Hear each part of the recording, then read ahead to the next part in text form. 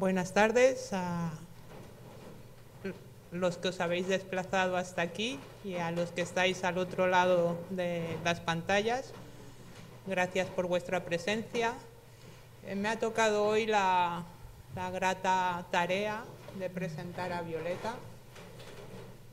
Grata porque, bueno, pues es una científica de calidad, pero sobre todo destaca su calidad humana. Y por eso, pues, desde los 13 años que llevamos trabajando juntas, pues se ha hecho todo muy corto. Lo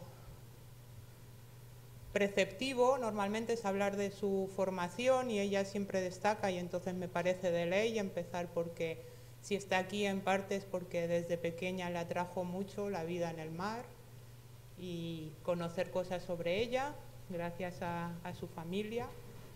Y luego, pues, académicamente se formó en la Universidad Autónoma y a partir de ahí, de esos estudios que compaginó con trabajo, pues cayó aquí en nuestras redes y empezó a trabajar con distintos organismos hasta que, bueno, gracias a las subvenciones o ayudas que se pudieron conseguir, pues realizó su tesis doctoral que defendió brillantemente este año.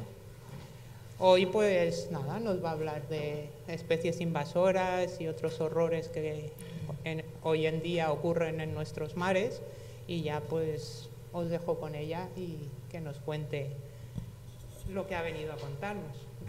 Muchas gracias. Pues muchas gracias, Ani, por la presentación, y muchas gracias también a Josefina de la Sociedad de Amigos del Museo por organizar esta conferencia dentro de la Semana de la Ciencia. Y bueno, pues esta tarde vamos a hablar un poquito de especies invasoras y otras amenazas a un coral que es una especie emblemática del mar Mediterráneo, cuyo nombre es Cladocora cespitosa.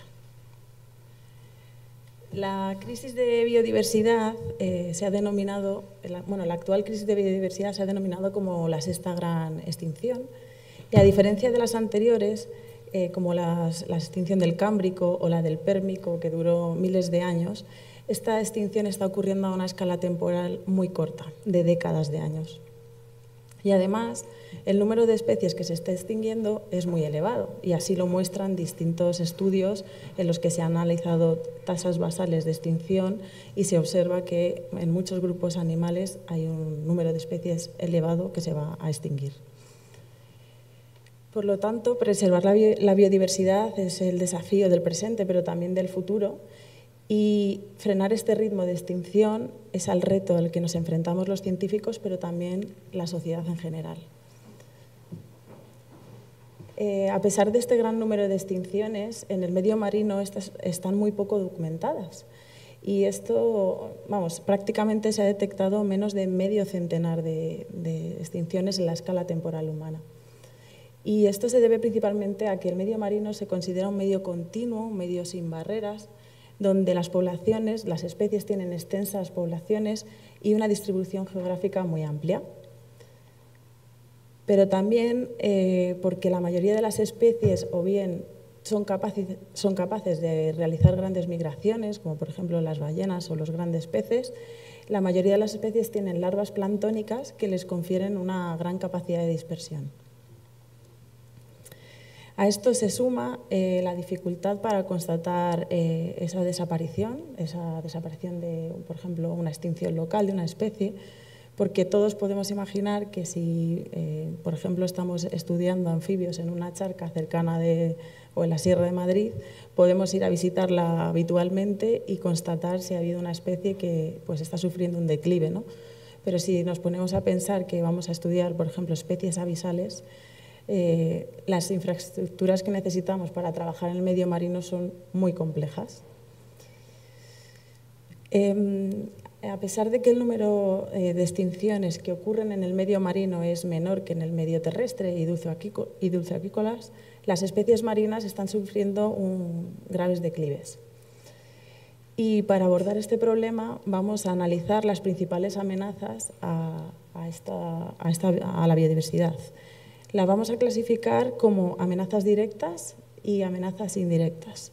Las amenazas directas tienen que ver con problemas como la contaminación, la sobreexplotación de los recursos, la destrucción y la fragmentación de los hábitats. Y las indirectas con el cambio global y con las especies invasoras, que es el tema que nos ocupa esta tarde.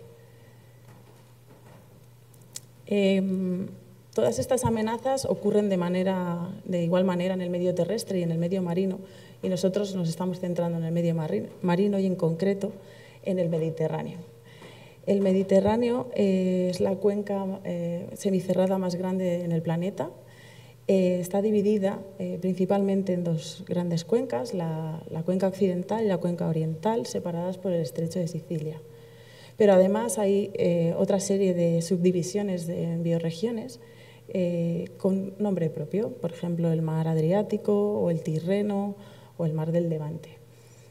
Incluso hay todavía divisiones más pequeñas, muy características, como por ejemplo el mar Balear o el Golfo de Lión. A pesar de su pequeño tamaño, ocupa menos del 1% del volumen en la superficie del planeta Tierra, alberga entre el 4 y el 18% de las especies marinas descritas. Por lo tanto, el Mediterráneo se considera una zona de alta diversidad marina, lo que se conoce en inglés como un hotspot de biodiversidad.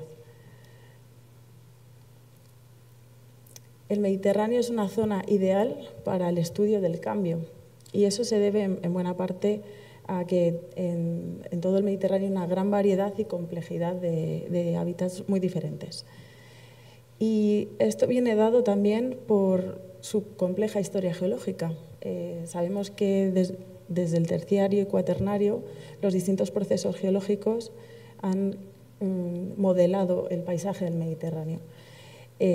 Así, procesos como la apertura y el cierre del estrecho de Gibraltar o los recientes ciclos glaciares han hecho que vayan sucediendo distintos cambios en la temperatura, en el pH, en las corrientes, en el nivel del mar, y han ido cambiando desde el pasado hasta el presente el Mediterráneo. Así, el Mediterráneo sabemos que es un mar con mucha especiación y con un alto número de endemismos. Abordando las amenazas de las que habíamos hablado anteriormente y centrándonos ya en el Mediterráneo, sabemos que la contaminación, entendida como la pérdida de la calidad del agua en el Mediterráneo, teniendo en cuenta que es una cuenca semicerrada, se está agravando el problema, porque es una cuenca que tiene muy poca renovación de agua y además a esto se suma la alta ocupación que hay en las costas en el Mediterráneo. Aproximadamente el 50% de la población de España vive en zonas costeras, y esta zona solo supone el 9% de toda la superficie de la península ibérica. Por lo tanto, nos podemos hacer una idea de la presión que hay en este área. Toda esta presión también se resulta en un alto porcentaje de residuos, de los cuales en el Mediterráneo se considera que los plásticos, que no son biodegradables, consisten en el 95% de todos los residuos que están en el Mediterráneo. También, teniendo en cuenta que esta cuenca, al ser semicerrada, no tiene renovación de agua, todos esos residuos quedan acumulados y no hay posibilidad de que haya ningún intercambio con agua, digamos, mejor. La siguiente amenaza es la sobreexplotación de los recursos y pues hablaremos sobre todo de la sobrepesca, porque es la mayor amenaza que tenemos y en la que los animales grandes son los primeros que van a desaparecer. Sobre todo especies con alto interés comercial como el atún rojo o el mero, pues son especies que están muy en peligro debido a esta amenaza. Y la más importante, la destrucción y la fragmentación de los hábitats, porque estamos hablando de amenazas que no solo están afectando a la biodiversidad, es decir, a los seres vivos, sino también a sus propios hábitats. La destrucción y la fragmentación de los hábitats se considera la primera causa de amenaza a la biodiversidad.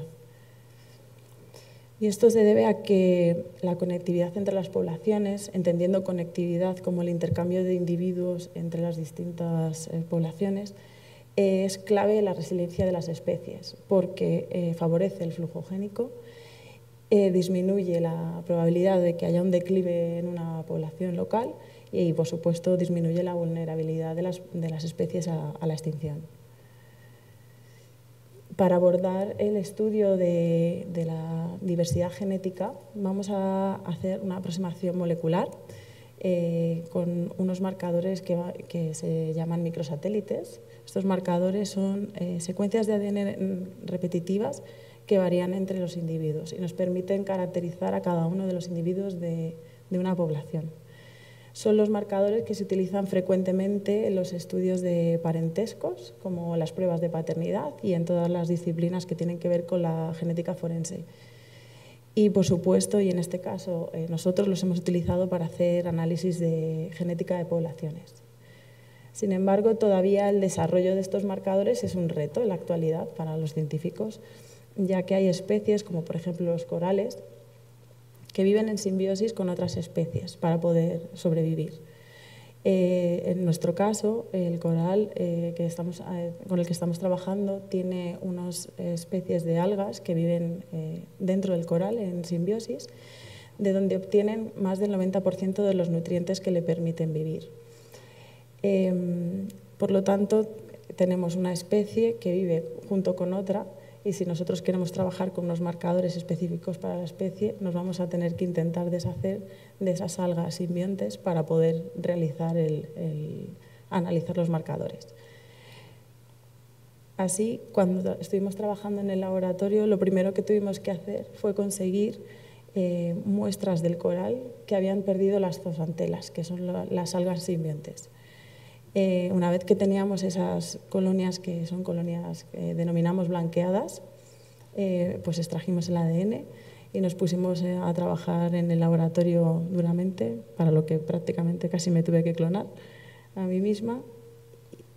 Y después hicimos un tratamiento de todos los datos que obtuvimos. Son datos masivos, son grandes cantidades de datos en los que hicimos diferentes tratamientos estadísticos y obtuvimos ya los marcadores seleccionados para nuestra especie.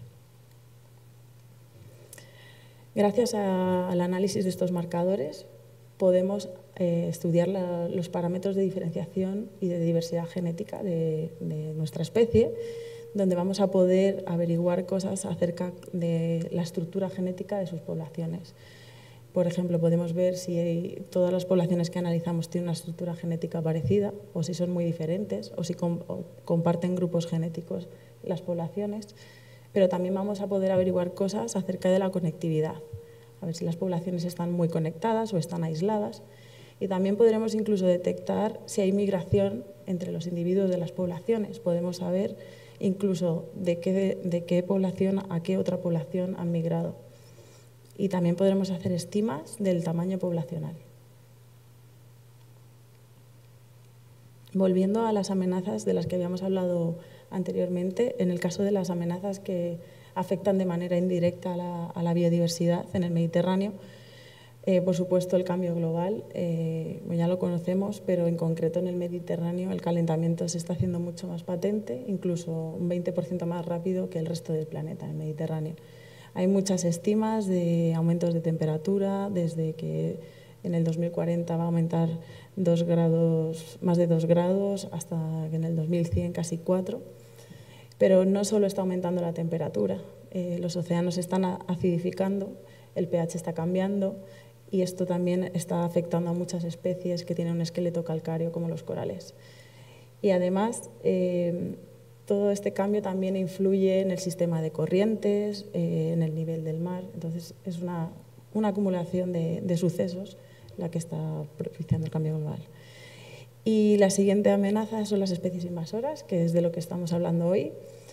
El mar Mediterráneo se considera el mar con mayor índice de especies invasoras de todo el planeta.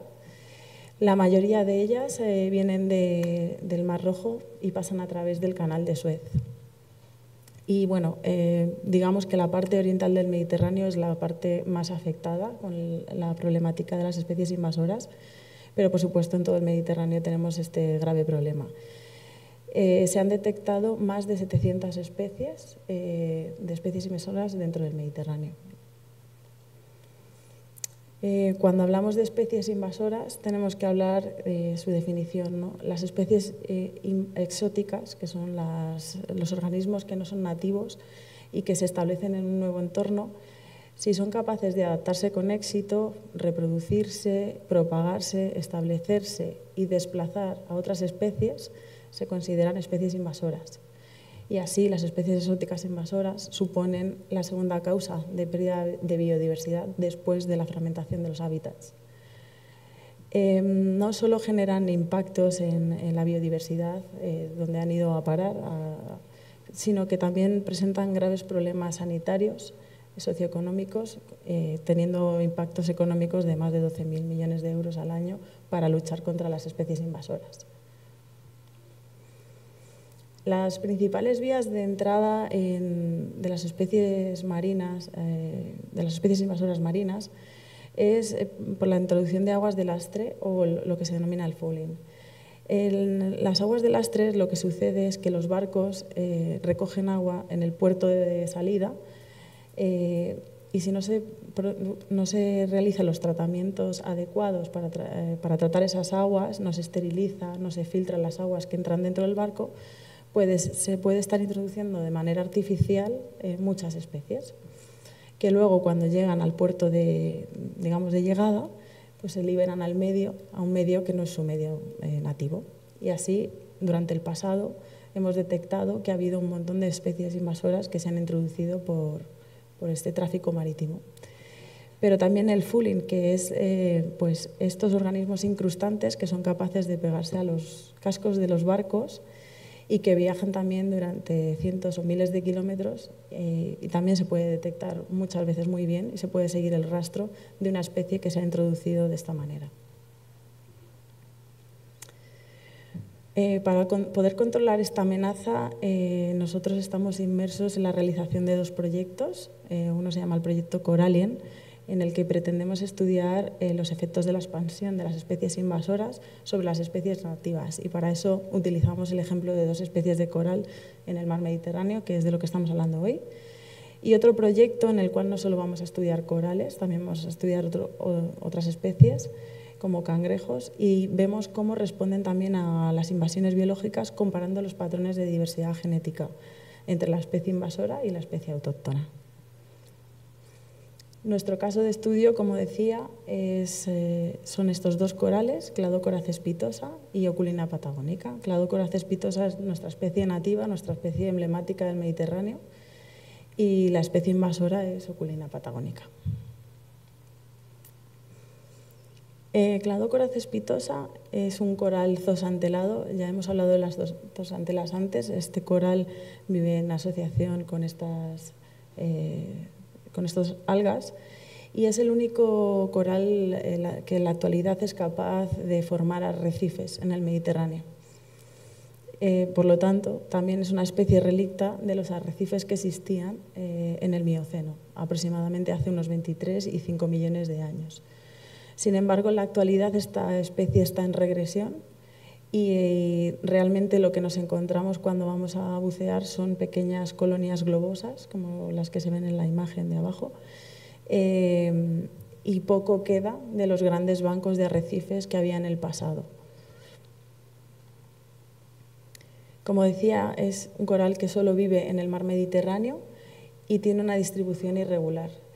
Y si os fijáis en el mapa todavía se pueden ver, hay algunas interrogaciones porque todavía hay muchas zonas del Mediterráneo donde su presencia está todavía por constatar. Para hacer esto no solo es necesario hacer muestreos o analizar todas las distribuciones de esta especie, sino que también hay que hacer estudios sobre su biología, sobre todo sobre su historia natural de la especie para poder saber dónde se distribuye. Lo que sí sabemos es que Cladocora cespitosa la podemos encontrar en una amplia variedad de hábitats, desde muy poca profundidad hasta 40 metros y en distintas condiciones de turbidez, de intensidad lumínica. Lo que sí sabemos es que es muy sensible al oleaje, es decir, no soporta bien olas fuertes porque hace que las colonias se fragmenten mucho, pero sí puede aguantar corrientes moderadas. Esta especie está catalogada en la lista roja de la IUCN como en peligro de extinción y, como os comentaban, sus poblaciones están en regresión y principalmente se debe al calentamiento global, ya que, como os comentaba, esta especie es zooxantelada. Cuando aumenta la temperatura del agua, las zooxantelas con las que viven y de donde obtienen los nutrientes salen fuera del pólipo y el coral empieza a morir, que es lo que se llama el blanqueamiento del coral, que es el bleaching en inglés. Y bueno, esto está ocurriendo a gran escala, o sea, a pequeña escala, digamos, en el Mediterráneo, pero a gran escala mundial. Y también es lo que está pasando en la Gran Barrera de Coral en Australia. Cuando analizamos nuestras poblaciones del Mediterráneo de este coral, de Cladocora cespitosa, utilizando los marcadores microsatélites de los que hemos hablado anteriormente, lo que obtuvimos, los resultados que obtuvimos fue que vimos una estructura genética de las poblaciones que se dividía según las principales cuencas del Mediterráneo. Por un lado teníamos la cuenca occidental, la cuenca del Adriático y del Jónico y la cuenca más oriental. Pero no solo obtuvimos esos datos, también pudimos averiguar que las migraciones intrarregionales eran mucho más frecuentes que las de larga distancia. Y en relación a esto, podemos pensar que una especie con muy poca capacidad de dispersión, como es un coral, que es un organismo sésil y no se mueve, y además que tiene una larva planctónica de corta duración, podemos ver cómo estas migraciones a larga distancia podrían estar explicadas también por ese transporte marítimo que habíamos hablado con las aguas de lastre de los barcos que habíamos mencionado anteriormente. También hicimos unos análisis donde queríamos ver qué variables ambientales influían en su estructura genética y analizamos muchísimas variables: la temperatura del agua, el pH, las corrientes, la resistencia al movimiento en mar abierto, muchísimas variables. Y detectamos que las poblaciones de Cladocora cespitosa en el mar Adriático tenían una conectividad genética moderada, principalmente propiciada por el movimiento de las larvas a lo largo de la línea de costa y también por las corrientes superficiales. Por lo tanto, si las larvas parecen seguir esa línea costera para poder dispersarse, y sabiendo la problemática que tenemos con el desarrollo costero, las perturbaciones, la contaminación que viene asociada, pues esto supone una grave amenaza para el coral, ya que la fragmentación de ese hábitat pues tiene un alto riesgo en la interrupción del flujo génico, que, como habíamos comentado anteriormente, es muy importante para que las poblaciones puedan vivir adecuadamente. A este problema se suma la aparición de una especie de Oculina patagónica, cuyo origen todavía es un enigma para los científicos. La primera vez que se detectó esta especie en el Mediterráneo fue en los años 60 por un buceador amateur que estaba buceando en una isla de Italia y detectó este coral, el cual identificó como Oculina patagónica, que había sido descrito por De Angelis en el 1908.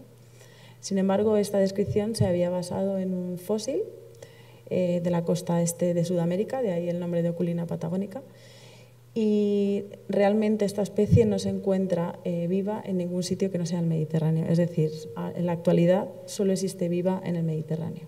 Por lo tanto, su origen es un enigma para nosotros.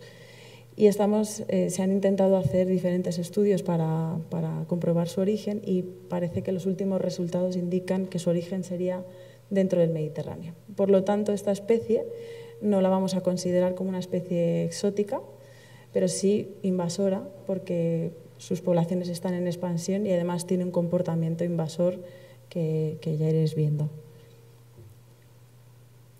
Como muchas especies invasoras, Oculina patagónica es una especie oportunista. Puede vivir en gran variedad de ambientes, con distinta intensidad lumínica, turbidez del agua, oleaje, corrientes. Puede aguantar bastante bien todas estas condiciones. Y además, como veis en el mapa, está distribuida y su presencia está constatada en todas las costas del Mediterráneo. Tiene predilección por las superficies rocosas y sobre todo por las estructuras artificiales, sobre todo en puertos o en rocas tipo rompeolas, que previamente los erizos han ido limpiando de algas y donde esta especie Oculina patagónica tiene predilección por crecer. Son capaces de extenderse a lo largo de metros muy rápidamente por toda la superficie rocosa, desplazando a todas las especies que se van encontrando a su paso. En la lista de la IUCN esta especie se ha detectado como que tiene una tendencia poblacional en aumento, por eso decimos que esta especie está en expansión y es invasora, y todo esto se ha promovido en parte por la actividad humana, gracias a esas estructuras artificiales donde esta especie crece perfectamente, y por todos los cambios ambientales que se han ido dando a lo largo del tiempo en el Mediterráneo. Oculina patagónica no solo interactúa con el coral que estamos estudiando, con Cladocora cespitosa, sino que también, como hemos visto, es capaz de interactuar con otras algas, por ejemplo, algas fotófilas, que son las que crecen en los primeros metros de profundidad, que desplaza totalmente, las arrasa, y también en parte mediado por el ramoneo que hacen los erizos de estas algas. O sea que hay una serie de interacciones entre distintas especies que también es interesante estudiar. Nosotros, sin embargo, nos centraremos en la relación de ambas especies. Para caracterizar esa diversidad genética de la especie nativa y la especie invasora, además de los marcadores microsatélites de los que ya hemos hablado, queremos en este proyecto hacer una nueva aproximación molecular y utilizar nuevos marcadores, que son los que se llaman SNPs. Los SNPs son variaciones en la secuencia de ADN que afectan a solo una base nucleotídica. Esto es bastante frecuente, encontrar estos cambios es bastante frecuente en el genoma. Por lo tanto, gracias a esto vamos a poder obtener una gran cantidad de marcadores. Si antes con los microsatélites podíamos trabajar con decenas de marcadores, ahora lo podremos hacer con cientos o incluso miles. Por lo tanto, tendremos muchísima más información para poder estudiar estos parámetros de diversidad genética de los que hemos ido hablando. El diseño experimental que queremos hacer para nuestro proyecto es analizar estos parámetros de diversidad genética y lo haremos de dos maneras. Analizaremos en las áreas donde la especie vive sola, es decir, donde está solo presente la especie nativa, y también haremos los mismos estudios en las áreas donde está coexistiendo con la especie invasora. Gracias a estos marcadores, tanto los microsatélites como los SNPs, vamos a obtener muchísima información y sobre todo vamos a ser capaces de evaluar todos los cambios que se están dando, pero de manera muy reciente.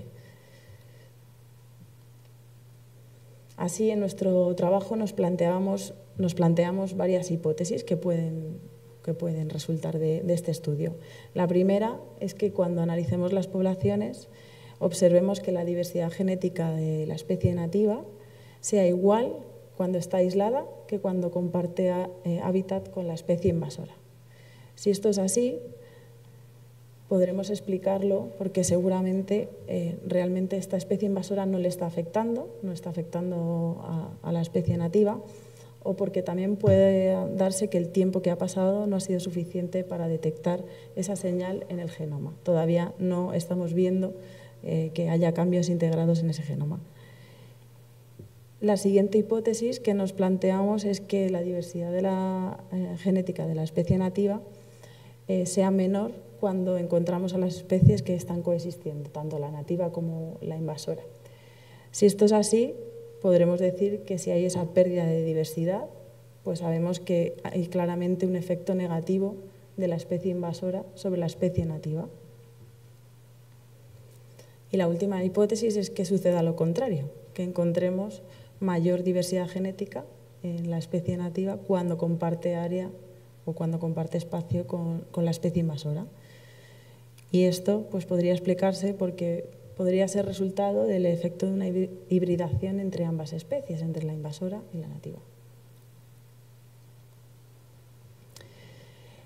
Por supuesto, todos estos estudios, el fin que tenemos, los investigadores pues es intentar conservar la biodiversidad. Todos estos estudios tienen esa aplicación final, así que el conocimiento de las poblaciones es crucial para no solo entender las cosas que han sucedido en el pasado o interpretar los resultados que tenemos delante, sino también para hacer proyecciones de futuro y poder predecir pues a los cambios a los que se van a enfrentar estas especies y qué resultados podríamos obtener.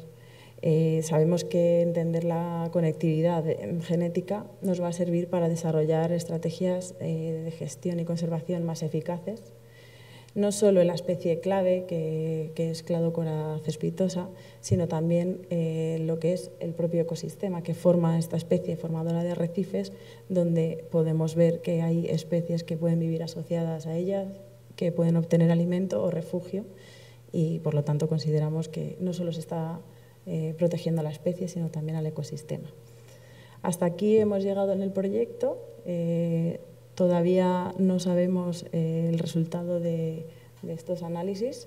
Me encantará contarlo en breve, pero bueno, espero que podamos averiguar realmente si nuestra especie nativa, Cladocora cespitosa, se está viendo afectada o no por la especie invasora, y si es así, pues aportar todo el conocimiento para tomar esas medidas de gestión y de conservación y proteger sobre todo a esta especie emblemática de nuestro mar Mediterráneo. Y bueno, quería dar las gracias a todos los asistentes, a todos los que han estado siguiendo la charla también al otro lado de la pantalla, a todos mis compañeros, porque por supuesto este trabajo no lo he hecho yo sola y lo hemos hecho todos en colaboración. Y pues nada, muchísimas gracias por todo.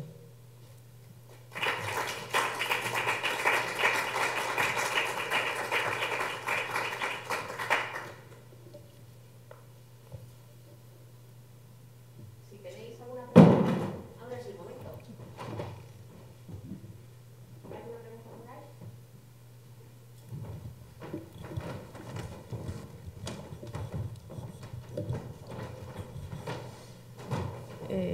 Muchas gracias, muy bonita. ¿Realmente es posible que las dos especies, que Oculina patagónica y Cladocora, hibriden? ¿Se ha visto que puedan hibridar? Pues es muy buena pregunta. Bueno, realmente nosotros no hemos constatado que se haya dado un proceso de hibridación entre las dos especies, entre Cladocora cespitosa y Oculina patagónica, pero sí que es verdad que entre los corales es una estrategia que se ha visto que se da frecuentemente, y hay muchas especies que han hibridado y se ha detectado esas hibridaciones. Teniendo en cuenta que los corales también pues, liberan los gametos al agua y viven pues, en arrecifes con muchas especies, y que se han dado fenómenos de hibridación entre otras especies de coral. Pero nosotros no lo hemos constatado y, por supuesto, intentaremos ver si eso se da, y bueno, pues analizaremos todos los marcadores para ver si hay algún proceso de hibridación entre las dos especies. Eso sí que, por ejemplo, complicaría un poco más las estrategias de conservación, porque si encontrásemos ejemplares híbridos, pues sería más difícil definir pues eso, qué especie hay que proteger. Pero sí, todavía no lo hemos constatado. ¿Alguna pregunta más?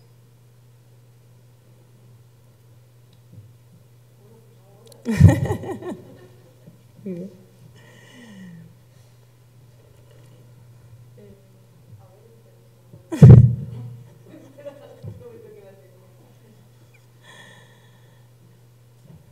Que si constatáis que realmente Oculina está afectando de manera negativa, ¿qué medidas se pueden tomar en la conservación en esas zonas donde estén coexistiendo? Pues bueno, si constatamos que efectivamente Oculina está degradando, digamos, las poblaciones de Cladocora cespitosa y hay una disminución de su diversidad genética y demás, pues a ver, hay varias estrategias con las especies invasoras que se pueden ir tomando. Nosotros no tomamos esas decisiones, nosotros informamos a los gestores, pero entiendo que si es una especie que está en peligro de extinción y está viéndose afectada negativamente por una especie invasora, pues entiendo que haya procesos de erradicación de colonias y bueno, pues de retirada, entiendo, de colonias cercanas, sobre todo a poblaciones que estén pues más aisladas o en peligro, ¿no? Pero sí, nosotros nos encargamos de dar esa información y luego pues los gestores evalúan qué medidas son las más eficaces, pero yo creo que la erradicación pues sería una de ellas, desde luego.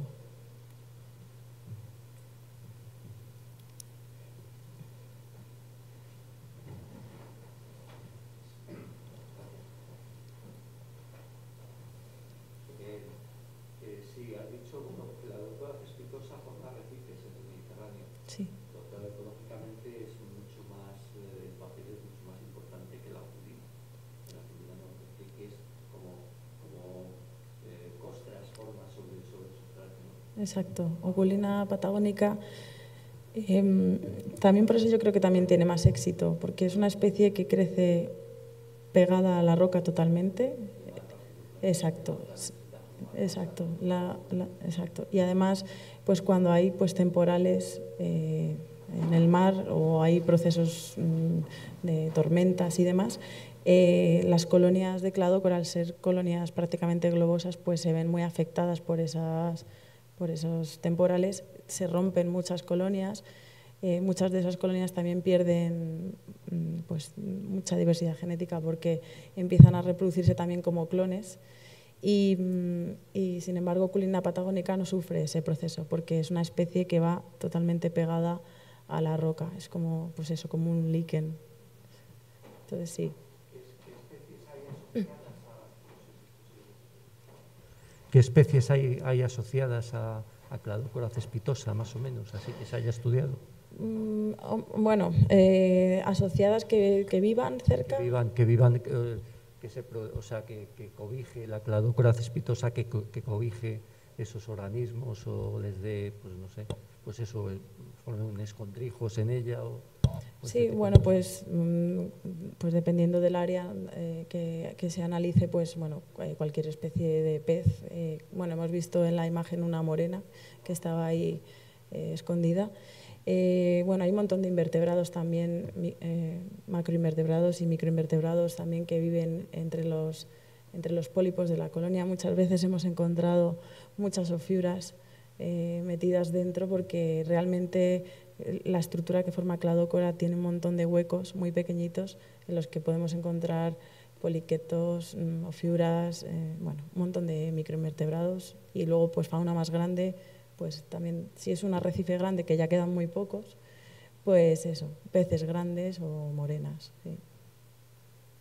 ¿Dónde quedan los arrecifes más grandes? ¿Por qué partes de la costa del Mediterráneo más o menos quedan mayor masa de arrecifes? ¿O dependerá, claro, también de la población y de todo esto, ¿no? De la cercanía de población, de ciudades y demás, ¿no? Nosotros estuvimos en un viaje analizando unas poblaciones en Chipre. Y bueno, ahí es donde estaban la mayor cantidad de arrecifes fósiles, pero las colonias que vimos, la verdad que eran mucho más grandes que, por ejemplo, las que yo he visto en el Levante español, donde sí que habitualmente vemos colonias muy pequeñitas, así globosas, y ya digamos el extremo son en Formentera. Hay unas colonias que se llaman rodolitos, que son prácticamente unas pequeñas pelotitas que viven así como aisladas unas de otras, y ya es como lo más pequeño que yo he visto de Cladócora, las colonias más pequeñas. Pero yo creo que las más grandes tienen que estar por el Mediterráneo oriental. Gracias. Nada. ¿Alguna pregunta más? Pues muchas gracias. Luego, Violeta. Gracias.